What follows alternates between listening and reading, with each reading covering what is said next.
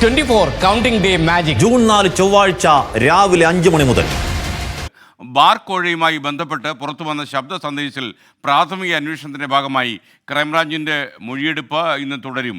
Bar ഉടമ നേതാവ് ഇടുക്കിയിലെ അനിമോൻ വിവാദ സന്ദേശം അയച്ച വാട്സപ്പ് ഗ്രൂപ്പിലെ മറ്റംഗങ്ങളുടെയും ശബ്ദരേഖയിൽ പരാമർശിച്ച ഹോട്ടൽ ഉടമകളുടെയും മൊഴി ക്രൈംബ്രാഞ്ച് രേഖപ്പെടുത്തി. അതേസമയം ബാർക്കോഴ ആരോപണത്തിൽ സർക്കാരിനെതിരെ പ്രതിപക്ഷം വിമർശനം കടുപ്പിക്കുന്നുവെന്ന വാർത്തയും വരുന്നുണ്ട്. ഷഫീദ് റാവുത്തർ വീണ്ടും ചേരുന്നു തിരുവനന്തപുരത്ത് നിന്ന്.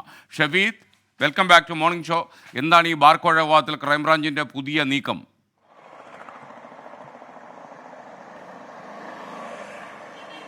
ബാർക്കോഴ വിവാദത്തിൽ ഇടുക്കി കേന്ദ്രീകരിച്ചുകൊണ്ട് ക്രൈംബ്രാഞ്ചിന്റെ പ്രാഥമിക അന്വേഷണം തുടരുകയാണ്. കഴിഞ്ഞ 2 ദിവസമായി ഈ തിരുവനന്തപുരത്തെ ക്രൈംബ്രാഞ്ച് യൂണിറ്റ് ഇടുക്കിയിൽ തുടരുകയാണ്, അണക്കരയിലടക്കം തുടരുകയാണ്.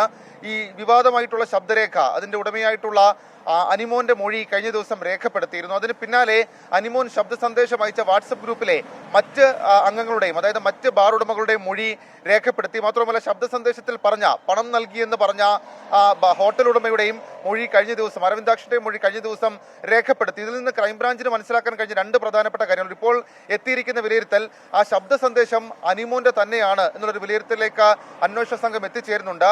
മറ്റൊന്ന്, ഈ അനിമോൻ നൽകിയ മൊഴിയിൽ ചില കാര്യങ്ങളിൽ സംശയമുണ്ട്. പ്രത്യേകിച്ച് എന്തിനാണ് മദ്യനയം അനുകൂലമാക്കാൻ വേണ്ടിയിട്ടാണ് ഈ പണപ്പിരിവെന്ന് ആദ്യം ശബ്ദ സന്ദേശത്തിൽ പറയുകയും പിന്നാലെ അത് അങ്ങനെയല്ല, അത് അസോസിയേഷന് കെട്ടിടം വാങ്ങാനുള്ള പണമാണ് എന്ന രീതിയിലേക്ക് മാറ്റി പറയുകയും ചെയ്തതെന്നുള്ള കാര്യത്തിലാണ് ഇപ്പോൾ ക്രൈംബ്രാഞ്ചിന് സംശയമുള്ളത്.